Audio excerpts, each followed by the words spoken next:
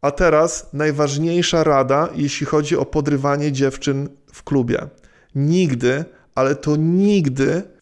Cześć wszystkim, z tej strony Panato. Hej i Juszes. Witamy w nowym odcinku Pananas Podcast. Dzisiejszy odcinek będzie niezwykły, bo to będzie odcinek, w którym będziemy rozmawiać o tym, jak podrywać dziewczyny na imprezie. Zarzuciłam małą zanętę w poprzednim odcinku, że myślimy o takim temacie i dużo z Was to podłapało, że chcielibyście zobaczyć taki odcinek. Oto więc jest. No i ten odcinek będzie taką poniekąd kontynuacją 4 poprzednich filmów o klubach, w których rozmawiamy o naszych doświadczeniach z pracy w nocnych klubach. No i te zasady będą takie, powiedzmy, uniwersalne, to jakby będziemy mówili o sytuacjach na imprezach, bo stamtąd pochodzą nasze najczęściej wnioski i obserwacje, ale to będą takie uniwersalne zasady, więc jeśli ktoś z Was na przykład czasem myśli o podrywaniu dziewczyny w tramwaju, to te zasady też będą się nadawały do tego. A poza tym będą też dzisiaj jeszcze 2 inne tematy, więc jeżeli nie interesują Was porady o podrywaniu, to wytrwajcie, bo później będziemy też gadać o innych rzeczach. No i żeby Was nie zniechęcić, chciałabym zaznaczyć, że to nie będą takie typowe, szlagierowe porady o podrywaniu, bo wiem, że jest dużo takich poradników dla kolesi.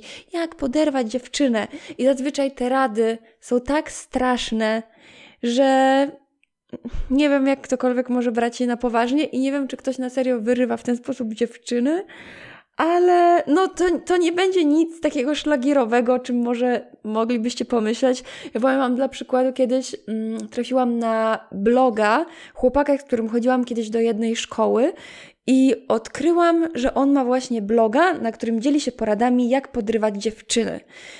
I te porady, był właśnie wpis dotyczący imprezy w klubie i te porady były tak straszne. Na przykład jedna porada była taka, że w klubie i tak gra głośna muzyka, ludzie gadają, więc ciężko zrozumieć, kto co mówi.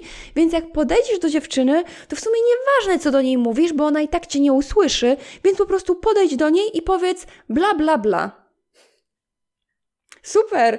Druga rada była taka, że musisz dziewczynę jak najszybciej zabrać do tańca, a podczas tańca musisz ją rozgrzać i była na przykład taka wskazówka, że możesz tańczyć wokół tej dziewczyny tak, jakby była rurą, a ty Chip and Dale'sem.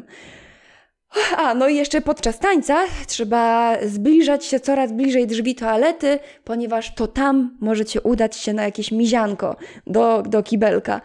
No i gdybym ja była w klubie, podszedłby do mnie gość, powiedział bla bla bla, zabrał mnie do tańca, gdzie wiłby się wokół mnie, jakbym była rurą, a potem próbowałby mnie wepchnąć do kibla, to po prostu czułabym się przerażona. Jestem ciekaw, czy ktoś skorzystał z takich rad tego twojego kolegi. Chciałbym tego zobaczyć. Kolega to dużo powiedziane. Tak, no jestem ciekaw, czy ktoś skorzystał z tego.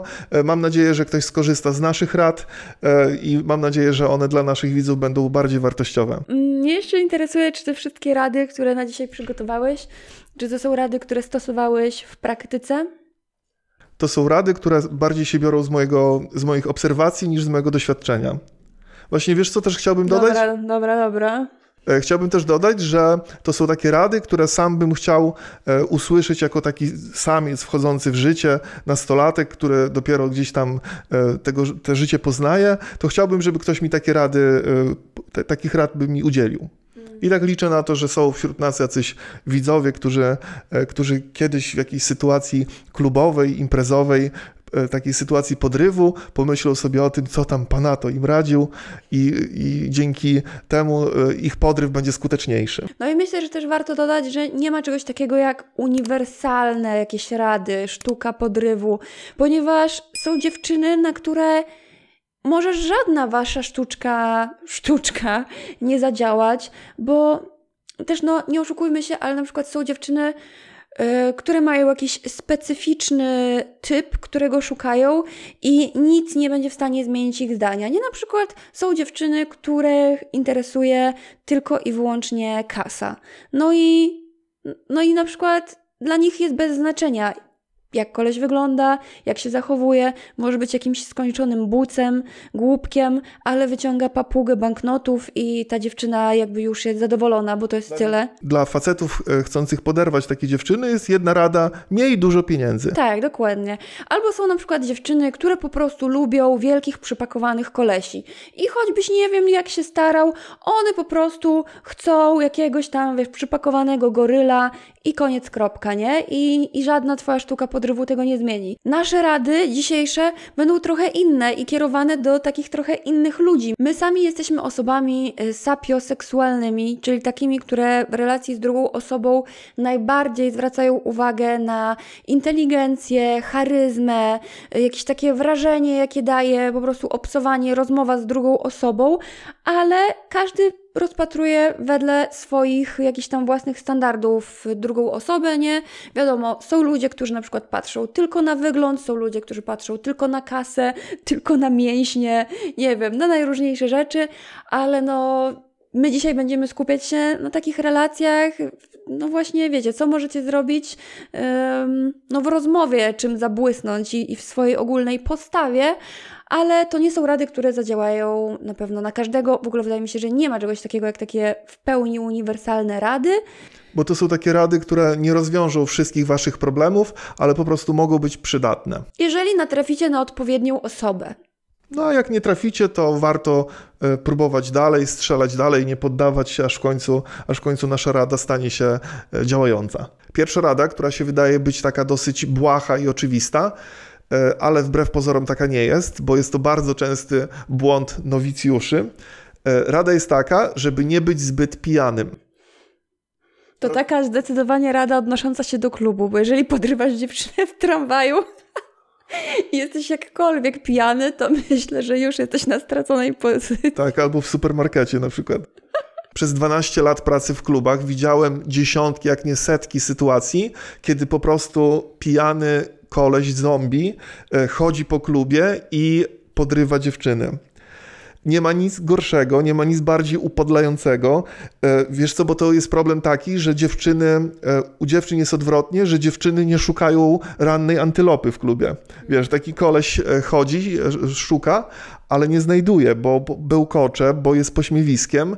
No i idąc do klubu, chcąc kogoś poznać, poderwać, należy sobie odpowiedzieć na pytanie, czy chcesz kogoś poznać, czy chcesz się napić po prostu. No i w momencie, w którym podejmujesz decyzję o tym, że chcesz się napić, no to raczej to poznanie kogoś, poderwanie kogoś raczej się wyklucza, bo nie ma nic bardziej upokarzającego niż podrywanie po pijaku. Myślę, że to jest takie błędne koło, że niektórzy próbują sobie dodać odwagi pijąc albo biorąc jakieś inne substancje, a to obraca się przeciwko nim, bo wtedy, wiecie, jak jesteście pod wpływem, to jesteście bardziej cool, ale tak jakby tylko w swoich oczach, a odbiór...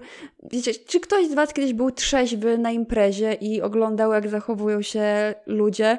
No, im więcej jest tego alkoholu, tym jest gorzej z gadką, więc to raczej nie jest pomocne. Może do pewnego momentu, nie? Jeden drink, jedno piwko, to jeszcze da się udźwignąć. Tak, żeby trochę więcej luzu złapać, troszeczkę więcej luzu, tak. Tylko ta granica jest bardzo delikatna między trochę luzu, a trochę za dużo luzu. Ale kiedy już jest jakieś lekkie zachwianie psychoruchowe, no to już będzie jakby coraz ciężej, chociaż wiadomo, nie jest to niemożliwe, są różne historie, tak? Ale większe prawdopodobieństwo sukcesu w gadce, myślę, będzie zdecydowanie, jeżeli nie będziecie za mocno pijani. Wiesz co, też pracując jako barman, wielokrotnie widziałem taką sytuację, że ktoś jakby na odwagę walił sobie tam kieliszek, 2 czy 5 na odwagę i że no dobra, już idę do niej, zaraz do niej podejdę, tylko jeszcze wypiję, bo to też jest takie poczucie, że wtedy jakby włączasz autopilota, że wiesz, jak sobie trochę wypijesz, to niektórzy mają takie wrażenie, że no dobra, teraz już się sprawy same potoczą, bo mam tego autopilota włączonego, a to najczęściej tak nie działa. Kolejna rzecz jest taka, też co wielokrotnie setki razy widziałem i zadziwiało mnie to, dlaczego ci kolesie nie wiedzą o tym, nie myślą o tym, jest rada taka, żeby zwracać uwagę na język ciała dziewczyny, do której się podchodzi. Widziałem setki takich sytuacji, że koleś podbija do dziewczyny, a ta dziewczyna patrzy na niego z obrzydzeniem. Wręcz jakoś tak się kuli, wiesz, wzdryga przed nim, a koleś idzie, no bo często jest pijany, nie jest świadomy tego, co się dzieje. No i sytuacja, w której podchodzisz do dziewczyny, ona patrzy na ciebie z obrzydzeniem, ty do niej coś mówisz, pytasz ją, czy bolało, jak spadła z nieba, a ona robi minę zażenowania, a ty brniesz w to dalej, to jest sytuacja dla mnie niezrozumiała, że ktoś taki nie widzi tego feedbacku, z jakim się spotyka. Tak, też mi to zastanawia, że czasem są kolesie, którzy właśnie coś tam próbują, dostają jakby jasny sygnał, że nic z tego nie będzie, że nie jestem zainteresowana i oni nie dają za wygraną, no nie? I jakby no trzeba wiedzieć, kiedy ma się jakieś szanse, kiedy ktoś jest w ogóle otwarty na dialog z tobą.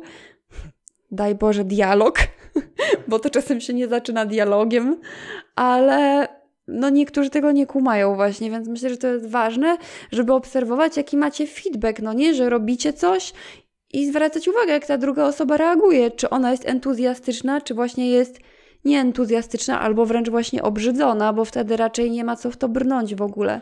Wiesz, co też uważam, że jest ciekawe, że są sytuacje, zauważyłem to na pewnym etapie życia, że dziewczyna wcale nie musi okazywać zainteresowania, żeby faktycznie była zainteresowana, że często taki poker face, taki wręcz beach face, też często za tym się kryje jakieś zainteresowanie tą drugą osobą, ale dziewczyna nie chce odsłaniać kart, nie chce, wiesz, okazywać tego, co czuje w danej chwili, no i ma beach face i wielokrotnie widziałem taką sytuację, że jakiś koleś podchodzi do dziewczyny, ona patrzy na niego z taką pokerową, zimną twarzą, a po godzinie hasają razem na parkiecie, ona się świetnie bawi, bo on gdzieś tam, wiesz, przełamał te lody i nie dał się zwieść tej zimnej twarzy niczym Wednesday z rodziny Adamsów i wiesz, dotarł gdzieś tam do tego serduszka w środku i udało mu się skruszyć ten lód. Tak, ale są też takie sygnały takiego totalnego obrzydzenia, które myślę, że nie powinny być ignorowane, no nie? Tak, bo zobacz, że od takiej zimnej twarzy do obrzydzenia, to jeszcze wiesz, jakby czym innym jest obrzydzenie, czym innym jest zimna twarz. W momencie, w którym twarz nie okazuje emocji, no to może oznaczać wszystko, ale w momencie, w którym już dziewczyna ma obrzydzenie... Może oznaczać, że dziewczyna po prostu zgrywa niedostępną, ale myślę, że to jest właśnie mała różnica pomiędzy zgrywaniem niedostępnej, a już takim komunikatem, że jakby koleś, daj mi spokój. Właśnie wiesz, jeśli chodzi o język ciała, to też ważna kwestia jest taka, że dziewczyny też zwracają uwagę na język ciała mężczyzn, że jeśli podchodzi pijany chłop, no to wiesz, jest skreślony, taki mocno pijany, ale też ma znaczenie, czy na przykład chłopak nie przychodzi do takiej dziewczyny zestresowany, czy jest pewny siebie, czy wiesz, czy ma brodę wysoko, czy jest jak pies wpatrzony w podłogę. No, myślę, że to robi ogromną różnicę. No kluczową zresztą wręcz. U dziewczyn tak samo, nie? Każdy z was niech stanie przy lustrze i chociażby zobaczy różnicę, jak wyglądać, jak jesteście tacy zgarbieni, a skuleni, a jak wyglądać, jak się wyprostujecie i weźmiecie wysoko brodę. Sama taka prosta rzecz, no nie? Dodaje po prostu plus 50% do atrakcyjności. Tak, no jak nawet nie 99, bo właśnie ta pewność siebie, wiesz co, uważam, że to też jest kolejny punkt warty opowiedzenia, że pewność siebie u mężczyzn jest zaletą i jest atrybutem właśnie w sytuacji podrywania dziewczyny. Jest to atrybut, że dziewczyny lubią takich pewnych siebie facetów, nie aroganckich. To też ta granica jest taka, wiesz, dosyć cienka między byciem aroganckim a pewnym siebie, ale ewidentnie jakby z moich obserwacji klubowych, z moich takich doświadczeń, co obserwowałem, wynika, że pewność siebie też jest bardzo ważna. Że facet, który jest taki pewny siebie, ale bez przesady, że mówi się o nim, ale pewny siebie, ale wiesz, a jak ktoś jest taki nieśmiały, taki skulony w sobie, to wtedy jest to jego w takiej sytuacji klubowej, w sytuacji podrywu, że no całkiem fajny, ale taki nieśmiały. Żeby być pewnym siebie, ale nie aroganckim, w sensie, że już się nastawisz w głowie, ta laseczka jest moja na 100%. To w ogóle nie o to chodzi, tylko chodzi o to, żeby być pewnym, jakby bez kompleksów, zagadać, przywitać się i tak dalej, ale nie robić jakiejś szopki od razu, no nie, że przychodzić i myśleć już, że jestem zwycięzcą i jest ekstra, tylko po prostu bez kompleksów, otwarcie, z pewnością siebie, ale też na luzie potrafić zagadać. Uważam, że też bardzo ważną rzeczą, oprócz tego bycia pewnym siebie, bardzo ważna rzecz jest taka, żeby być wyluzowanym.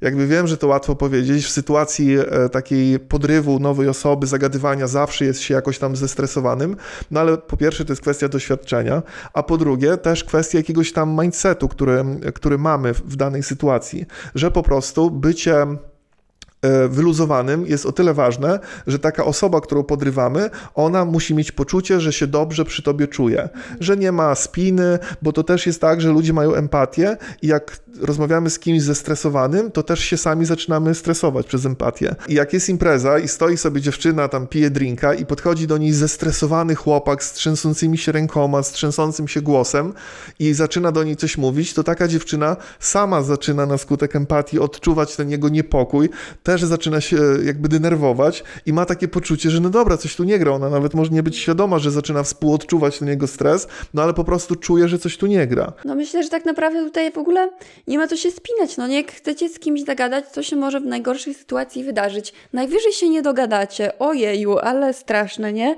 No to znaczy, że po prostu nie była osoba dla ciebie, nie? I tak myślę, że no trzeba sobie wytłumaczyć, że hej, to jest po prostu człowiek drugi, tak samo jak ja, sobie pogadamy i albo się polubimy, albo się nie polubimy i nie ma w tym jakiejś, wiesz, nie wiadomo jakiej spiny, no nie? Ale wiem, że łatwo powiedzieć, ale czasem trudniej zrobić. Może zwłaszcza jakby trudniej, jeżeli jest się na jakąś konkretną osobę totalnie nakręconym, masz jakiegoś crusha i zbierasz tygodniami odwagę, żeby do niego zagadać.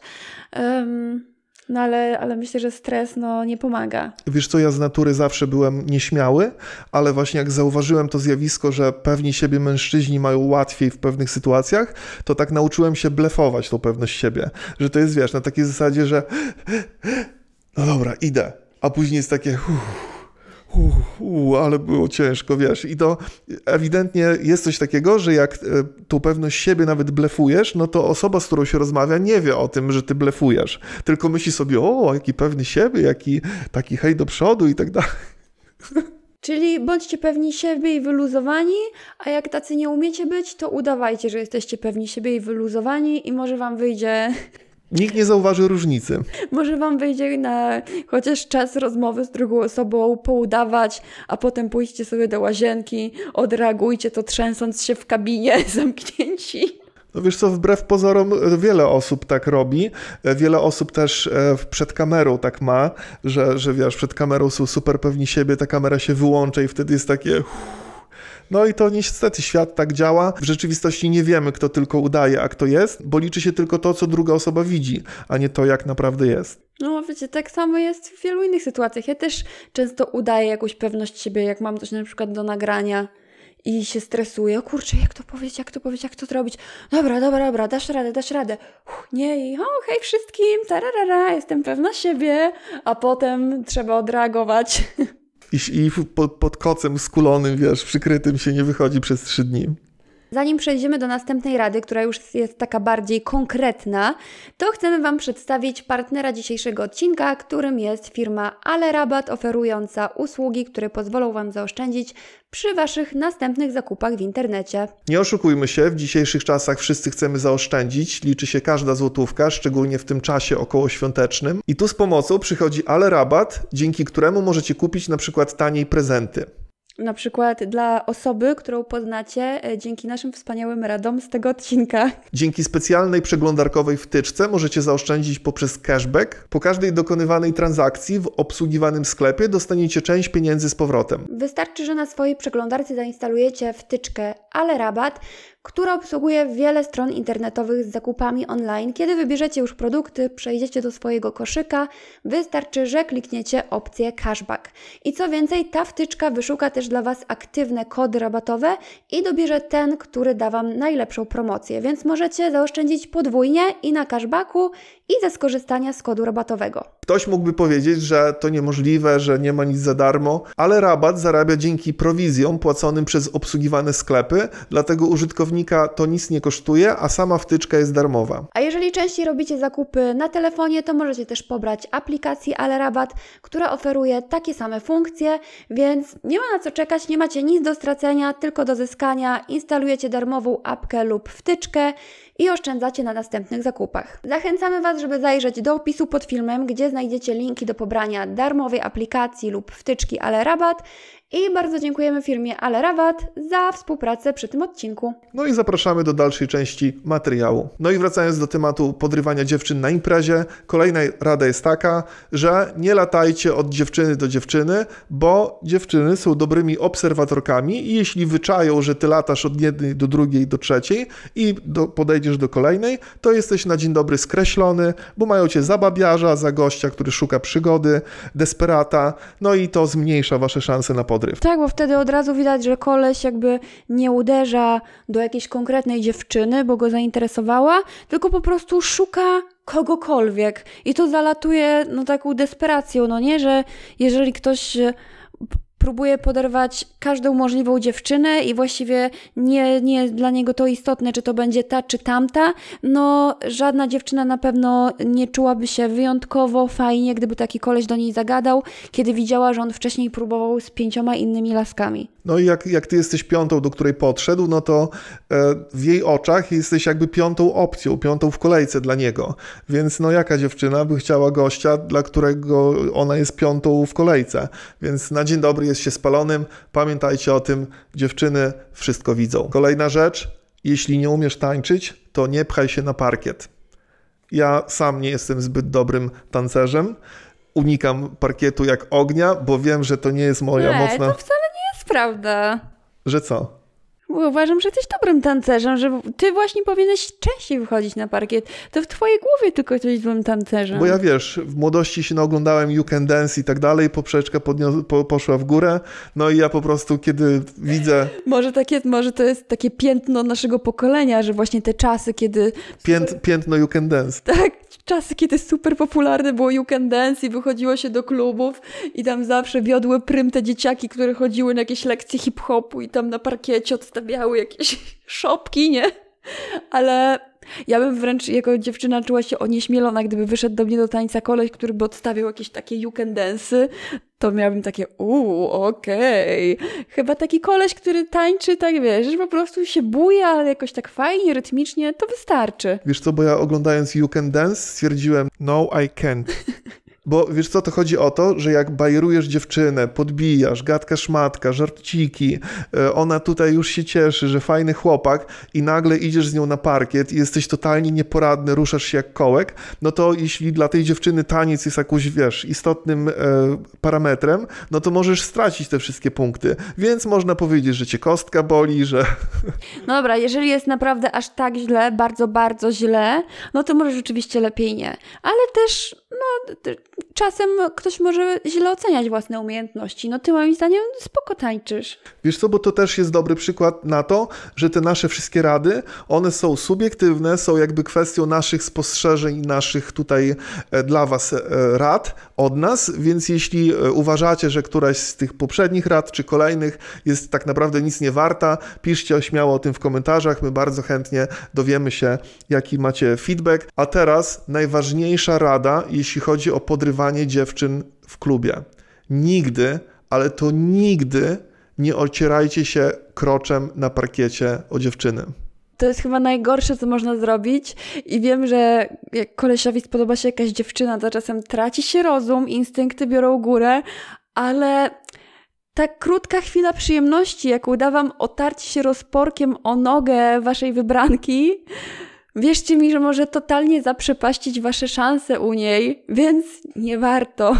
Wiesz co, ja tak wielokrotnie widząc to, zastanawiałem się, o co w tym chodzi, jakby co taki koleś ma w głowie, co on sobie myśli, puk, że dziewczyna powie, kto tam? Wiesz. Ja myślę, że to właśnie jest brak myślenia, że koleś po prostu już czuje, że mu tam, wiesz, knaga płonie i on po prostu myśli sobie, ale nie wytrzymam, ale zaraz tutaj się otrę i nie wiem, po co to jest, nie wiem, po co się to robi, jest to obrzydliwe, nigdy na pewno żadna dziewczyna nie będzie zadowolona, jeżeli obcy typ jej się będzie o tyłek czy o nogę ocierać w taki sposób. No nie, no po prostu nie. Wiesz co, nigdy nie widziałem sytuacji, w której to było skuteczne, że taki koleś się tak ocierał i że nigdy nie widziałem sytuacji, że ta dziewczyna jakoś odpowiedziała pozytywnie na taką ocierkę. Że to zawsze jest, wiesz, jakaś forma, że ucieczki, zostaw mnie, co ty robisz i tak dalej. Tak. I zastanawiam się w oczach takich gości, jaki jest pozytywny feedback na takie ocieractwo. To samo na przykład tyczy się łapania albo klepania po pupie, że jakby na co ci kolesie liczą, że klepniesz laskę w tyłek i ona hej daddy, no to wiesz, to tak nie działa, no nie? To może jak z kimś jesteś w związku, to taki gest jest fajny, ale od obcego kolesia, nawet gdyby był jakimś Adonisem, to laski nie chcą od obcego kolesia dostawać, w ogóle nie można takich rzeczy robić, bo nie wiesz, czy ta osoba sobie tego życzy, a wchodzenie już w jakąś taką strefę intymną, cielesną drugiej osoby, no jest jakimś naruszeniem, jakąś formą molestowania wręcz i no nie róbcie takich akcji. Najlepszą odpowiedzią na taką zaczepkę jest minimum oblanie kogoś drinkiem. Kolejny błąd nowicjuszy, hasła w stylu hej maleńka, bolało, jak spadłaś z nieba.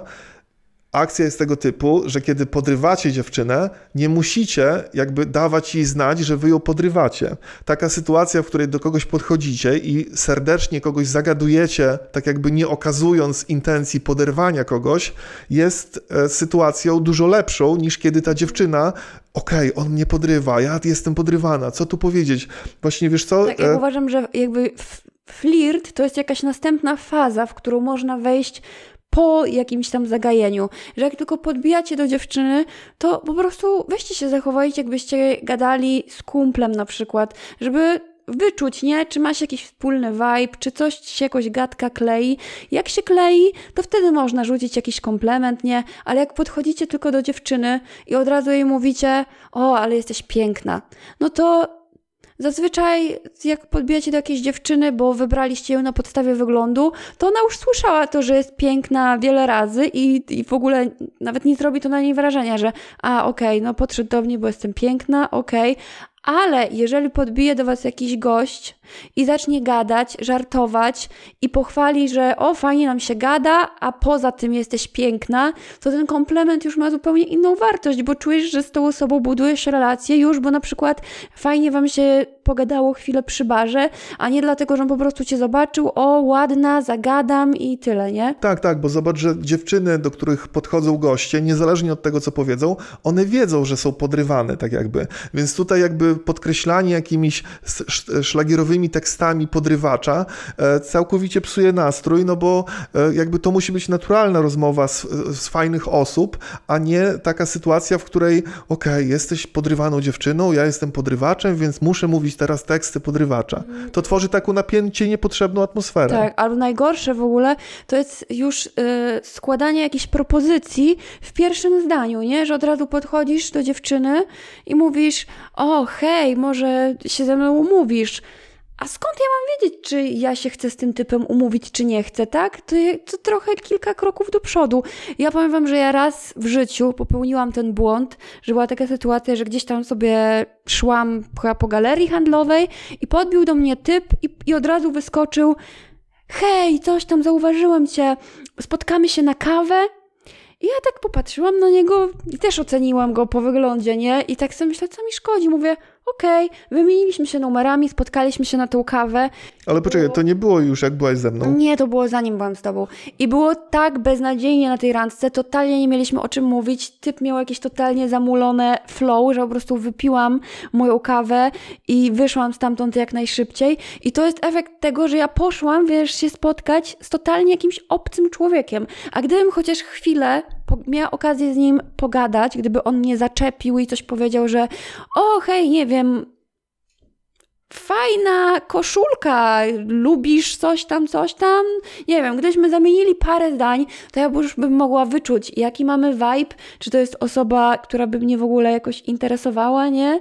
A tak to była po prostu strata czasu. A co sądzisz o takie zagajenie? Bo wiesz, niektórzy faceci wiedzą o tym, że nie można od razu pytać, czy bolało jak spadła z nieba, więc na przykład mówią, ale masz piękne oczy. I wiesz, chodzi gość po klubie i do 10 dziewczyny tego wieczoru mówi, że ma piękne oczy. No i powiedziałam po prostu, dzięki, uśmiechnęłabym się i tyle, ale to raczej nie jest coś, co by mi zapadło w pamięć. Myślę, że to, czym by mi ktoś zaimponował, gdyby powiedział coś zabawnego, błyskotliwego, out of the box, jakiś żart sytuacyjny. No nie wiem, no po prostu na luzie, jak do człowieka, no nie? Żeby nie postrzegać kobiety tylko w kategorii samicy, ale jako drugiego człowieka, myślącego, odczuwającego tak samo jak ty, no nie? Że to nie jest tak, że tu powiesz jakieś hasło i każda będzie twoja, tylko każda dziewczyna jest inna, każda szuka czegoś innego, innej trochę osobowości, innego poczucia humoru i to też wydaje mi się, że facet też powinien chcieć wyczuć, czy ta dziewczyna poza tym, że podoba mu się z wyglądu, to czy mają o czym gadać. No chyba, że mówimy o takim podrywaniu, które nie ma na celu znaleźć jakiejś tam relacji, tylko dziewczynę na przygodę, bo nawet nie rozmawialiśmy o tym, jakie to są rady. Na przygodę czy na związek? Wiesz co, to są takie rady, jak na przykład można znaleźć na YouTubie filmik, jak dostać kredyt. No to tam nie ma mowy o tym, czy to jest kredyt na pralkę, czy na gitarę. Po prostu jak dostać kredyt. I to tak samo z tym. Interpretacja jest dowolna, co potem jest to dowolne. Jak poderwać dziewczynę, zrób z tym, co zechcesz. Okej. No i zobacz, ja powiedziałem coś nietuzinkowego, kreatywnego, ciebie to rozbawiło. Właśnie zobacz, jaka to jest spontanicznie, przeszliśmy do kolejnej rady, żeby być spontanicznym, kreatywnym, zabawnym, bo uśmiech to jest najkrótsza droga do serca kobiety. Widzisz, ja gram na twoim sercu jak na gitarze. To zabrzmiało jak taki cytat z Google Grafika napisany na tle zdjęcia z zachodzącym słońcem. Uśmiech to najkrótsza droga do serca kobiety. Tylko zobacz, że to jest dosyć podchwytliwe, bo jak pijany ktoś podchodzi i coś zaczyna bełkotać, to dziewczyna też może chichotać. No i wtedy to nie chodzi o taki uśmiech, jak coś, to nie chodzi o taki śmiech, tylko to nie chodzi o to, żeby ktoś się z ciebie śmiał, tylko żeby ktoś razem z tobą się uśmiechał. Chociaż każdy ma inne poczucie humoru. Są też dziewczyny, które lubią takich, wiesz, klaunów, że każdy ma inne poczucie humoru, tak? Jednego będzie bawić jakiś bardziej wyszukany żart, a innego będzie, nie wiem, bawiło jak ktoś puści przy tobie bąka i się pośmiejecie. No są różni ludzie. A czy ty tak mówisz, bo ty mówisz to na swoim przykładzie, że ty lubisz klaunów? Nie, ja lubię filozoficzne, wyszukane poczucie humoru. Są tacy kolesie, których można zaklasyfikować jako natręt. Że chodzi, dupę truje, wiesz, no zatańcz ze mną, ze mną nie zatańczysz, no zatańcz ze mną.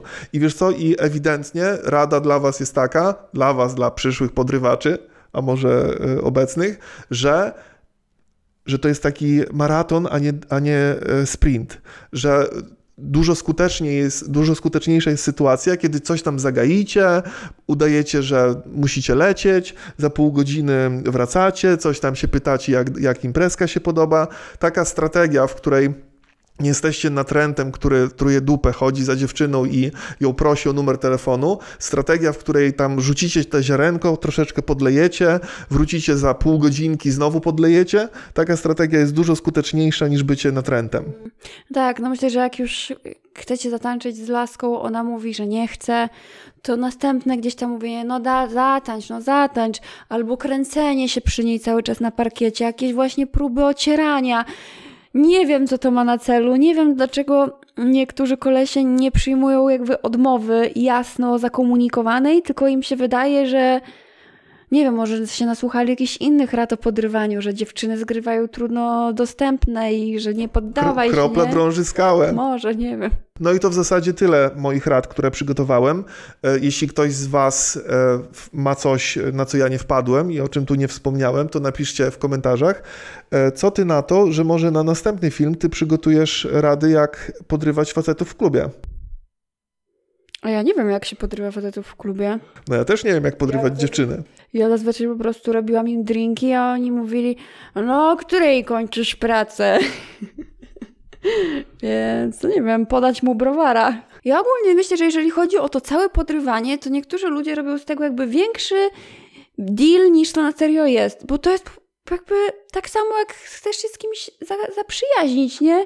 Po prostu podejdź, przywitaj się, zamień parę słów, zobacz, czy coś z tego iskrzy, czy nie iskrzy, czy jest vibe, czy go nie ma.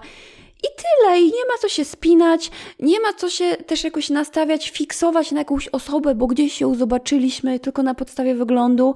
To jest, myślę, duży błąd. Bo jeżeli ktoś cię, wiesz, napali na kogoś po prostu wzrokowo, no nie, i sobie tą osobę już wyidealizujesz w swojej głowie, że to będzie twój mąż lub twoja żona, no to po prostu nie ma sensu, bo w moim odczuciu przynajmniej, nie, no to najważniejsze jest to, jak wam się gada, czy macie jakieś wspólne wartości, poczucie humoru, nie wiem, no czy po prostu się dogadujecie, no nie, więc na luzie podejść, zagadać, to nic nie kosztuje, to nie jest zobowiązujące i tyle. I myślę, że dużym błędem jest właśnie to, że wielu kolesi postrzega dziewczyny jako samice i że to trzeba mieć jakąś szczególną taktykę lub jakiś konkretny tekst magiczny i każda będzie twoja. No a to jest coś takiego dużo mniej uchwytnego. Ta relacja damsko-męska, to mam wrażenie, że coś jest takiego w tym eterycznego, ulotnego, że nawet trudnego do opisania, że trudno zdefiniować, co sprawi czasem, że druga osoba ci się spodoba, bo czasem po prostu albo czujesz z kimś to coś, albo tego nie czujesz. No i nie dowiesz się, póki sobie nie pogadacie chwilę. Dajcie znać w komentarzach, jeżeli wy jesteście klubowymi podrywaczami i macie jakieś swoje dobre porady, albo jakieś ciekawe historie z podrywów w klubie, albo jeżeli jesteście podrywane lub podrywani w klubach i też macie jakieś przemyślenia na ten temat, albo śmieszne historie, piszcie w komentarzach. Jeśli macie jakichś kolegów, którzy są zapalonymi imprezowiczami, podeślijcie im nasz filmik. Może to zmieni ich życie, Tak, może... Jeżeli macie kolegów, z którymi chodzicie do klubów i sobie myślicie patrząc na nich, oh my god, znowu się zabiera do tego jak szczerbaty do sucharu. Znowu ociera się kroczem na parkiecie. To wyślijcie mu ten film, może mu to pomoże. A teraz już odchodząc od tematu klubów, ostatnio trafiłem na artykuł, który zmienił moje postrzeganie rzeczywistości. Artykuł jest o tym, że tak jak pewnemu okresowi dojrzewania podlega nasze ciało, nasza płeć, wzrost, masa ciała, wydajność metaboliczna, gospodarka hormonalna, to też nasz mózg dopiero w pewnym wieku osiąga swoją pełną sprawność. Jakby osiąga apogeum wydajności swojej. Mózg staje się w pełni rozwinięty dopiero w wieku 24-25 lat. Szczegóły tego procesu są opisane w artykule, który znajdziecie w opisie, więc jeśli ktoś z Was jest ciekaw szczegółów wszelkiego rodzaju, co tam za zmiany zachodzą i na czym ta pełnoletność mózgu polega dokładnie, ale ta informacja o tym, że dopiero w wieku 24-25 lat, bo to są też indywidualne predyspozycje i jakby to jest zależne od wielu czynników zewnętrznych też i wewnętrznych, że dopiero w tym wieku osiągamy pełną moc możliwości naszego mózgu. Wiele to tłumaczy. No wiele to tłumaczy. Teraz można nasze różne głupie decyzje zwalać na kolejny czynnik zewnętrzny. Sorry za to, co powiedziałam 3 lata temu. Po prostu mój mózg nie był jeszcze w pełni rozwinięty. No wiesz co, to wiele właśnie tłumaczy, tak jak mówisz. Tłumaczy na przykład dlaczego jak byliśmy tam 20-latkami, podejmowaliśmy pewne decyzje, a później w wieku 30 lat myślimy sobie, o co ja miałem w głowie. Znaczy myślę, że to też jest kwestia jakichś doświadczeń i tego, że człowiek uczy się na błędach, przynajmniej powinien uczyć się na błędach, nie? Ale no też myślę, że w pewnym wieku człowiek po prostu myśli, że wszystko wie, bo jakby sobie myślisz, o, wszystko wiem, a to jest tak, że po prostu nie wiesz nawet, czego jeszcze nie wiesz. Wiesz co mam na myśli? Tak, tak. Jak sobie pomyślę, nie? Że w takim wieku nastoletnim zwłaszcza, że człowiekowi, tak sobie myślę, nie? Że ja sobie myślałam kiedyś, że już jestem taka dorosła, że ja wszystko wiem, a teraz jak myślę o sobie sprzed paru lat, to sobie myślę, młoda byłam, głupia byłam, a wtedy wydawało mi się, że jestem geniuszem życiowym.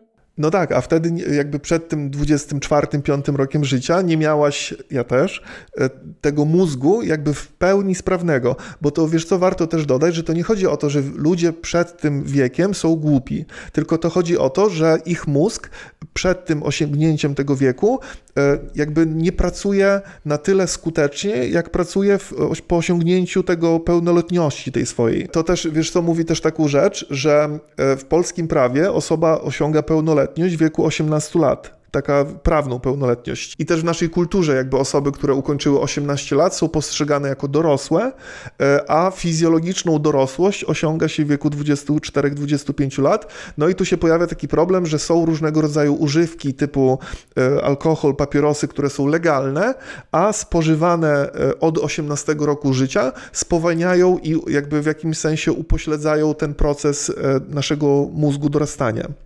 I to jest tak, że to się dzieje zgodnie z prawem, jakby osoba, która ma 18 lat idzie sobie do sklepu, mówi dzień dobry, poproszę wódkę. No, żeby to 18 lat, daj spokój. Ja czasem widzę takie dzieciaki biegające z e-papierosami, że to już jest myślę, inna że mają kwestia. po 13 lat, jest przerażające. No to już jest inna kwestia, jakby oficjalnie to się dzieje od 18 roku życia, no i jakby absurd polega na tym, że zgodnie z prawem można proces dojrzewania naszego mózgu spowalniać lub też go w jakiś sposób wykrzywiać, kupując sobie legalnie w sklepie używki. No ale też już nie przesadzajmy, co chciałbyś, żeby alkohol był nielegalny do 25 roku życia? To też by był jakiś absurd. No byłby absurd i wprowadzenie takiego prawa, partia, która by to zrobiła, prawdopodobnie by miała problem w wyborach, bo wiesz, a propos wyborów, to też się pojawia taki temat, że możliwość głosowania w wyborach wszelkiego rodzaju ma się od 18 roku życia, no a pełną moc możliwości obliczeniowej, na którą partię głosować, osiągamy dopiero po osiągnięciu pełnoletności mózgu. Tylko wtedy wkroczylibyśmy już w jakiś niebezpieczny rejon, bo też zobacz, że na pewnym etapie człowiek też się już trochę cofa w rozwoju, zarówno jeżeli chodzi o sprawność fizyczną, ale też sprawność umysłową, więc jeżeli wchodzić na aż takie, wiesz, tutaj decyzje, że 18-latek nie może głosować, bo dopiero w wieku 25 lat jego mózg jest w pełni rozwinięty, to wtedy pytanie w drugą stronę, czy ludzie od jakiegoś wieku, wiesz, od górnej granicy nie powinni, na przykład ludzie po 80 roku życia też nie powinni głosować, nie?